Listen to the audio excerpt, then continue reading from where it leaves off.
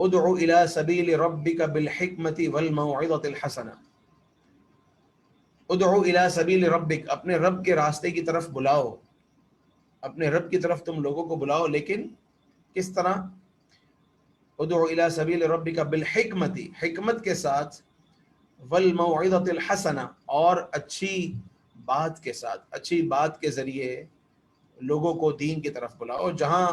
آدمی کا زور چلتا ہو، جہاں آدمی کو لگتا ہو کہ میں اپنے ہاتھ سے اس برائی کو ختم کر سکتا ہوں، تو وہاں ضرور وہ اپنے ہاتھ سے برائی کو ختم کرے۔ اگر ایک شخص کو پتا ہو کہ میں اس برائی کو روک سکتا ہوں، اس کے باوجود بھی اگر وہ نہ روکے تو وہ شخص بھی گناہ گار ہوگا، جبکہ اس کو پتا ہے کہ میں اس برائی کو روک سکتا ہوں۔ اب یہ ہو سکتا ہے، ہم کچھ ایگزامپلس پہ بات کریں گے انشاءاللہ کہ وہ برائی کیسی ہے۔ کچھ برائیاں ایسی ہوتی ہیں کہ جو سب کو پتہ ہوتی ہیں، ایک شخص برائی کا کام کر رہا ہے اور سب کو پتہ ہے، زور زور سے گانے بجا رہا ہے یا سب کے سامنے شراب پی رہا ہے۔ اور ایک برائی ایسی ہوتی ہے جو کوئی نہیں جانتا لیکن ایک شخص جانتا ہے۔ تو اس حدیث کی شرح میں لکھا ہے کہ اگر آپ وہ شخص ہیں کہ اس برائی کو آپ اکیلے جانتے ہیں، آپ اکیلے اس برائی کو جاننے والے ہیں اور آپ اس برائی کو روکنے پر قادر ہیں، تو آپ پر لازم اور واجب ہے کہ اس برائی کو روکیں۔ مثال کے طور پر کوئی شخص اپنے گھر میں کوئی غیر عورت کو لے کر آتا ہے غلط کام کے ارادے سے، اور آپ روک سکتے ہیں، ابھی صرف آپ کو پتہ ہے اور آپ کو پتہ چل گیا ہے اور آپ اس کو روک سکتے ہیں، تو آپ پر لازم و واجب ہوگا کہ روکے۔ نہیں بولے چھوڑو جو کر رہا ہے کرنے دو اس کو،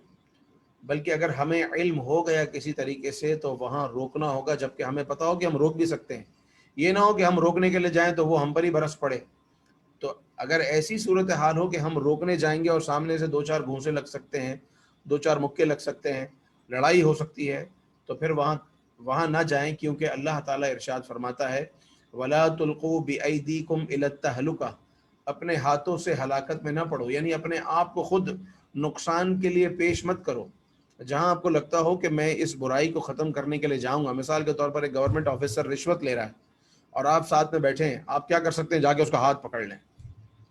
آپ بولے بھائی میں نے حدیث میں پڑھا ہے، حدیث میں سنا ہے کہ اگر تم برائی کو ہاتھ سے روک سکتے ہو تو میں روکوں گا، اور جا کے میں نے اس کا ہاتھ پکڑ لیا۔ لیکن آپ کے اس وقت ہاتھ پکڑنے سے کیا ہوگا کہ ہو سکتا ہے کہ وہ آپ کے خلاف ایکشن لے، جبکہ آپ کو پتا ہے کہ وہ شخص ضرر دے سکتا ہے، نقصان دے سکتا ہے۔ ہاں آپ کو پتا ہے کہ وہ آپ کے اتنے روب میں ہے کہ اگر میں اس کا ہاتھ پکڑ لوں اس جگہ تو یہ رک جائے گا۔ مثال کے طور پر کوئی استاد سامنے بیٹھا ہے اور اس کے سامنے اس کا شاگرد ہے، جو شاگرد آج گورنمنٹ آفیسر بن چکا ہے اور وہ رشوت لے رہا ہے، اور استاد اتنا کانفیڈنٹ ہے کہ اگر میں اپنے شاگرد کا ہاتھ پکڑ لوں آج تو یہ رشوت کی برائی سے بچ سکتا ہے، تو یہاں اب استاد پر لازم اور واجب ہوگا کہ اپنا ہاتھ بڑھائے اور اس کو رشوت کے کام سے روکے، اس لیے کہ یہ جانتا ہے کہ میں اس برائی کو روکنے پر قادر ہوں، اور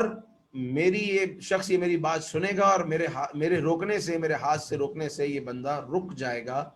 اب اگر یہ شخص خاموش رہا تو گناہ گار ہوگا۔ ہم میں سے ہر ایک کی کہیں چلتی ہو یا نہیں چلتی ہو لیکن اپنے گھر میں ضرور چلتی ہے، اپنے بچوں پہ تو چلتی ہی ہے۔ بہت ساری چیزیں ایسی ہوتی ہیں کہ ہم اپنے بچوں کو غلطیوں میں دیکھتے ہیں لیکن اگنور کرتے ہیں، حالانکہ میرے آقا صلی اللہ علیہ وسلم نے ارشاد فرمایا من رآ منکم منکرا فلیغیرہ بیدہ، اگر کوئی برائی ہوتے ہوئے دیکھے تو اپنے ہاتھ سے بدل دے۔ آپ دیکھ رہے ہیں کہ آپ کا بچہ جو ہے وہ اسکرین پر گندے مناظر دیکھ رہا ہے، ایک بری فلم دیکھ رہا ہے، ایک اچھی چیز نہیں دیکھ رہا، یا رات بھر جو ہے وہ نامحرم لڑکیوں سے، عورتوں سے بات چیت کر رہا ہے، یا آپ دیکھ رہے ہیں کہ آپ کا بچہ نماز فجر کے لیے نہیں اٹھ رہا یا نماز کے لیے نہیں اٹھ رہا، تو آپ کے بچے پر تو آپ کی چلتی ہے نا، تو آپ اس کا ہاتھ پکڑ کر، ضرورت پڑے تو اس کا کان موڑ کر اس کو سمجھا سکتے ہیں، اس کو برائی سے روک سکتے ہیں، جبکہ آپ کو پتا ہو کہ آپ کے اس طرح سے کرنے سے وہ مان لے گا، اور عام طور پر بچے مان جاتے ہیں۔ لیکن پھر ایک عمر ایسی آتی ہے کہ پھر وہ جب گھوڑا چھوٹا ہو اور آپ اس کے اوپر آپ نے سواری نہیں کی اور اب وہ آپ کے قد سے بھی بڑا ہو گیا، تو اب آپ کیسے چڑھیں گے اس کے اوپر؟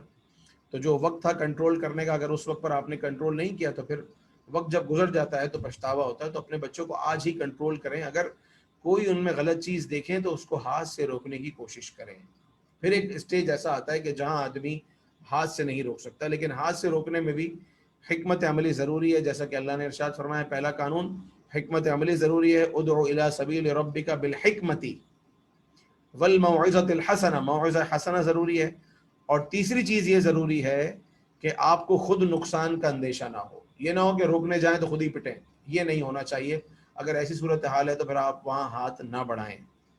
اور اگر یہ صورتحال نہیں ہے تو بالکل آپ اس گناہ کو، اس بری بات کو اپنے ہاتھ سے روکنے کی کوشش کریں۔ اب ہاتھ والے مراحل تو بہت کم ہی آتے ہیں، عام طور پر تو آدمی زبان چلا سکتا ہے، کیونکہ ہاتھ چلائے گا تو سامنے والے پر ہاتھ جائے گا، لیکن زبان تو اپنے ہی منہ میں ہے نا، تو جتنی چاہے چلاؤ، اور زبان چلانے کا تو دور ہے، اور یوں سمجھ لیجئے کہ سوشل میڈیا کی آزادی ہے، ہر طرح سے بولنے کی آزادی ہے، جو چاہے بولے، تو زبان کو تو کوئی لگام نہیں ہے۔ تو جب برائیوں میں زبان اتنی چلتی ہے تو اچھائی میں زبان کیوں نہ چلے؟ آقا کریم علیہ السلام نے ارشاد فرمایا کہ اگر تم ہاتھ سے اس برائی کو نہیں روک سکتے تو زبان سے تو کہو۔ فَإِلَّا، ہم فوراً آخری درجے پہ کیوں آ جائیں کہ دل میں برا جان لیا؟ اگر ہمارے سمجھانے سے کوئی شخص سمجھ سکتا ہے تو ہم کیوں نہ سمجھائیں؟ سیدنا عمر فاروق رضی اللہ تعالی عنہ کی ایک حکایت بھی ہے اس حوالے سے کہ عمر بن خطاب رضی اللہ تعالیٰ عنہ کو بتایا گیا کہ ایک شخص ہے جو بہت زیادہ شراب پیتا ہے، تو آپ نے اس شخص کو خط لکھا، اور خط کیا لکھا؟ حامیم تنزیل الکتاب من اللہ العزیز العلیم غافر الذنب وقابل التوب شدید العقاب ذی الطول لا الہ الا هو الیہ المصیر۔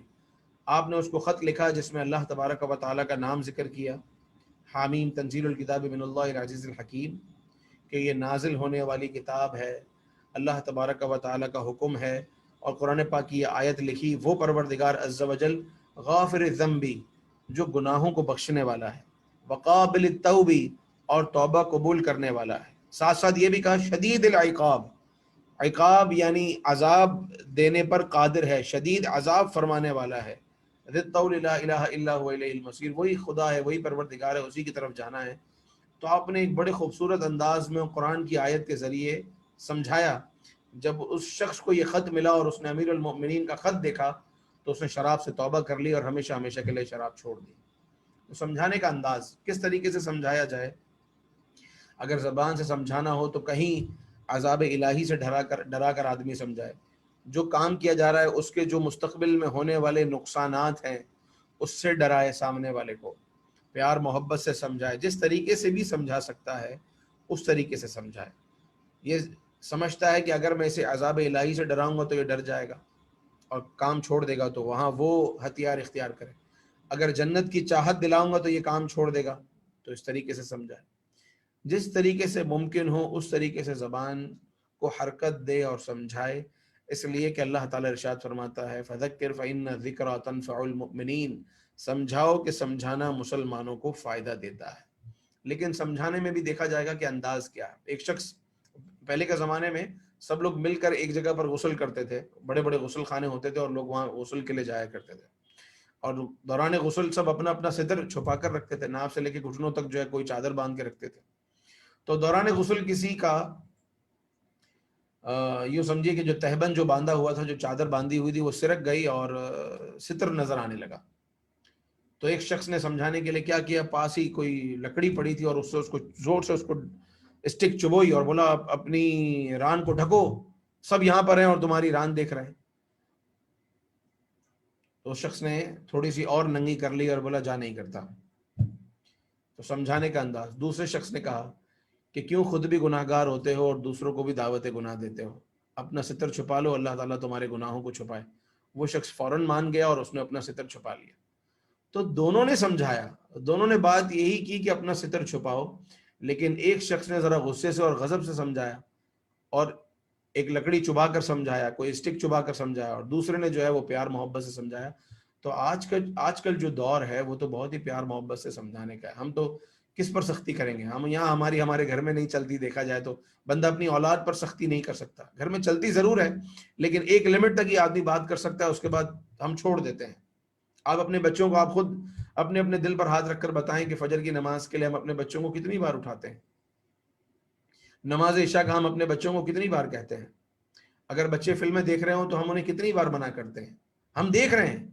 ہم مذہبی ماحول والے ہیں، ہم نماز پڑھنے والے ہیں، صلاۃ و سنت کو ماننے والے ہیں، اللہ رسول کو ماننے والے ہیں، لیکن ہمارے گھر میں جو چیزیں ہو رہی ہیں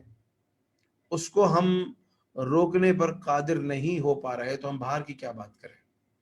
تو گھر میں بھی پیار محبت سے جہاں سمجھتے ہوں کہ سختی کرنی چاہیے وہاں سختی کریں، جو جگہ سختی کرنے کی ہے وہاں بھی آدمی نرمی کرے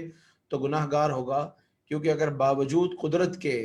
اسے پتا ہے کہ میرے سمجھانے سے سمجھ جائے گا پھر بھی نہیں سمجھاتا، تو اب یہ شخص بھی گناہ گار ہے۔ لیکن یہاں ایک اور بات عرض کرتا چلوں جو مجھے ابتدا میں کرنی تھی، وہ یہ کہ میں نے آپ کو بتایا کہ ایک وہ برائی ہوتی ہے جو صرف مجھے پتا ہے اور کسی کو نہیں پتا، وہاں تو سمجھانا واجب ہے کیونکہ میرے علاوہ تو اور کوئی سمجھائے گا نہیں اس کو، اور ایک برائی ایسی ہوتی ہے کہ جو سب کو پتا ہوتی ہے، تو وہاں سمجھانا یہ واجب کفایہ ہے، یعنی کوئی بھی ایک آدمی سمجھا دے، 10 لوگ کھڑے، 10 کے 10 کو پتا ہے کہ یہ شخص شرابی ہے، اور آپ یہ بھی جانتے ہیں کہ سمجھانے سے کام بن جائے گا، تو 10 کے 10 پر واجب کفایہ ہے، ان میں سے کوئی ایک بھی سمجھائے گا تو باقی 9 پر سے یہ ذمہ داری ختم ہو جائے گی۔